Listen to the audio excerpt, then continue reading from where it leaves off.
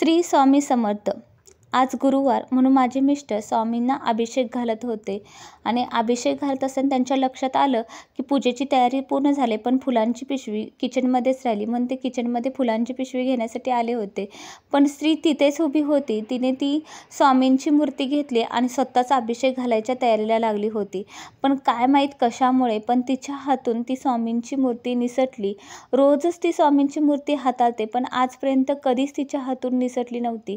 पण आज निसटली आणि जमिनीवरती पडल्यानंतर स्वामींच्या मानेजवळ थोडीशी दुखापत झाली आणि स्वामींची मान थोडीशी हालायला लागली.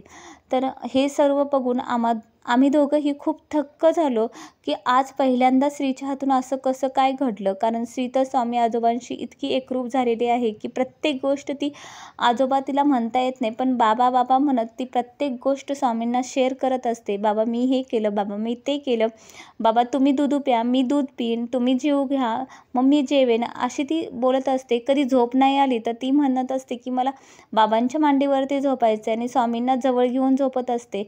स्वामी झोपल्यानंतरच मी तिच्याजवळून स्वामींना काढून घेत असते, कारण ती इतकी समृद्ध झाले की माझे बाबा आणि मी इतकंच तिला माहीत आहे. तिचं विश्व इतकंच आहे.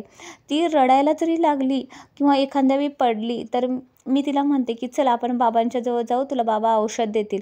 तर ती रडायची थांबते आणि हसायला लागते किंवा गप्प होते रडायची. इतकं तिचं आणि स्वामींचं नातं आहे. आणि अचानक स्वामींनी तिच्या हातून पडले आणि अशी दुखापत झाली.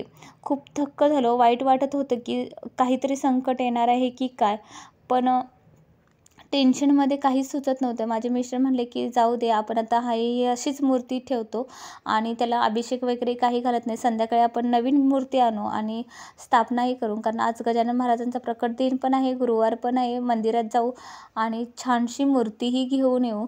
तर मी मिस्टर गेल्यानंतर माझी मैत्रीण प्रियांकाला फोन केला. तीही खूप स्वामी सेवा करते. तर ती म्हणली की ताई घाबरू नका, काहीही होणार नाही, कारण स्त्रीचं आणि स्वामींचं नातं वेगळंच आहे. मी पाहिलं आहे आणि स्त्रीकडून असं स्वामी कधीच करून घेणार नाहीत, कारण स्वामींच्याच कृपा आशीर्वादानं स्त्री आमच्या घरी आली, म्हणूनच आम्ही तिचं नाव स्त्री ठेवलं आहे. तर स्वामी असं कधीच करणार नाही. आपल्या बाळांना दुःख होईल असं स्वामी कधीच वागू शकत नाही. कदाचित तुमच्यावर येणारं एखादं मोठं संकट त्यांनी स्वतःवरती घेतलं असेल आणि तुम्हाला संकटमुक्त केलं असेल. विचार करा की स्वामी आपल्या लेकरांना त्रास देतील का? आई स्वतःला त्रास करून घेते, पण लेकरांना कधीच त्रास देत नाही. कदाचित तुमचं मोठं संकट स्वतःवर घेऊन तुम्हाला संकटमुक्त केलं आहे त्यांनी. तर निश्चिंत राहा.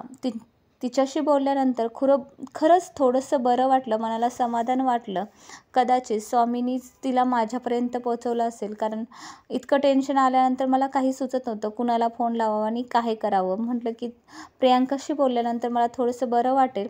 मग तिनंही मला चांगल्या प्रकारे समजूत घातली की असं काहीच नसतं आणि आज गुरुवार आहे आणि गजानन महाराजांचा प्रकट दिन पण आहे. तुम्ही नवीन मूर्ती आणा. कदाचित स्त्रीच्या मार्फत त्यांनी स्वतःवरती संकट ओढून घेतलं. स्त्री फक्त माध्यम होतं. स्त्रीचा काहीही दोष नाही आहे, कारण ती लहान आहे आणि स्वतःहून तिनं असं कोणीही स्वतःहून मूर्ती टाकत नाही. अजाणतेपणी तिच्या हातून पडली आहे. तर स्वामींनी फक्त तिला निमित्त म्हणजे माध्यम बनवलं आहे.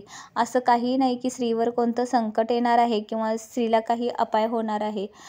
मग थोडंसं बरं वाटलं, पण मी संध्याकाळी नवीन मूर्ती घेऊन येते आणि त्याचा व्हिडिओ तुम्हाला नक्की दाखवेन. पण ह्या स्वामींची जे माझं मन जुळलं होतं, जे अटॅचमेंट होतं, खूपच वेगळं होतं आणि देवघर असं सुनं राहिलेलं मला पाहवलं नसतं. म्हणून ही मूर्ती मी संध्याकाळपर्यंत अशीच ठेवणार आहे आणि संध्याकाळी मी दुसरी मूर्ती आणल्यानंतर तिचे प्राणप्रतिष्ठा करून छानसे अभिषेकही घालणार आहे. खूप टेन्शन आहे आज दिवसभर, पण तरीही हा व्हिडिओ बनवला. खूप वाईट वाटतं की स्त्रीच्या हातून असं व्हायला नको होतं. अजूनही वाटतं की स्त्रीच्या हातून असं कसं झालं, कारण ती इतकी स्वामींशी समरस आहे, तरीही स्वामींनी तिच्या हातून ही चूक का करून घेतली असेल.